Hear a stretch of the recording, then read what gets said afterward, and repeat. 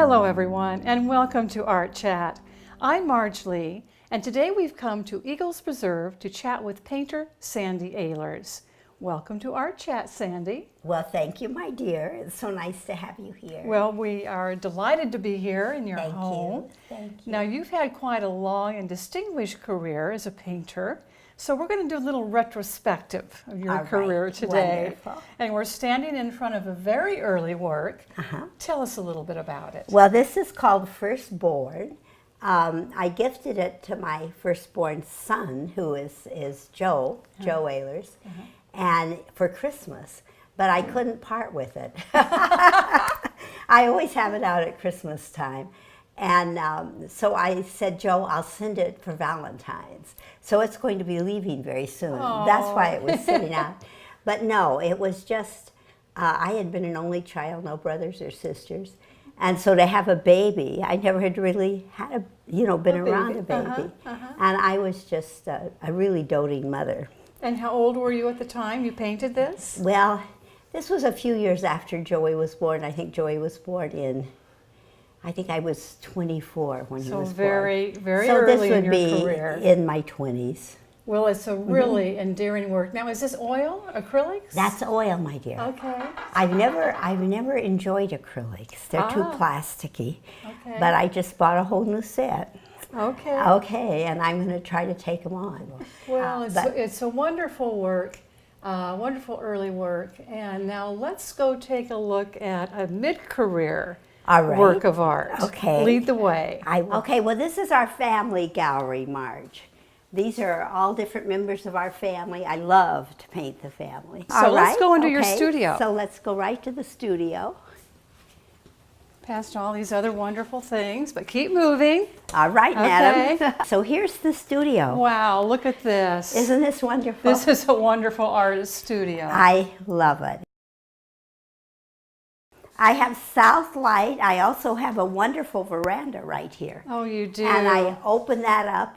When my husband was living, I had a garden for him out there. Oh, how lovely. I left the head of his bed because it was just, I wanted to keep him here, a part of him here visually. These were flower arrangements that the Baroness Karen Blixen did. She's also known as Isaac Dinson. Out of Africa. Out of Africa, yes, Meryl Streep and yes. Robert Redford. And when she was with Redford, when they met in Africa, he would come to visit at her farm. And this particular picture, she did bouquets. Every time he came, she wanted to be an artist. She ended up being a writer, but she wanted to be an artist. So she would make these beautiful bouquets of flowers for him, and then she would photograph him, because her intention was to marry him someday. And she was going to have all these paintings. But that didn't work out, as we all know. But we have the painting. Well, the Queen of Denmark wanted to do, 100 years after her birth, wanted to do a special show. So the Rungstedlund Foundation contacted me, and that's her foundation that represents, all of her literary accomplishments.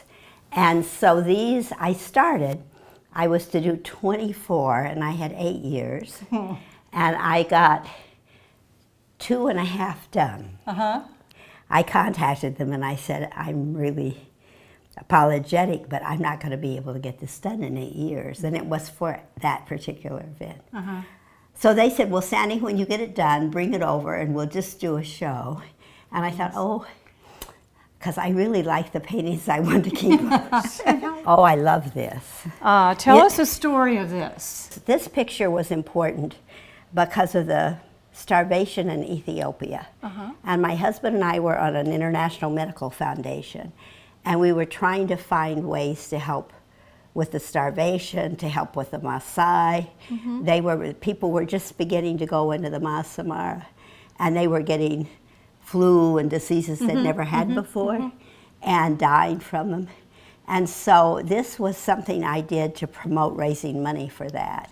It's what we were doing. For $25, we could go to Yemen and buy a goat. And so instead of people, you give them corn and they run out of corn. So we came up, our director, Vern Chaney, very famous humanitarian, came up with the idea of buying goats. And Carol was an art major in Boston.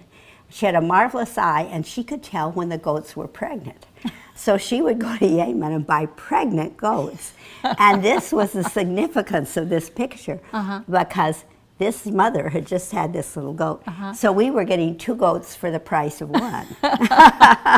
Well, it's certainly a tour de force.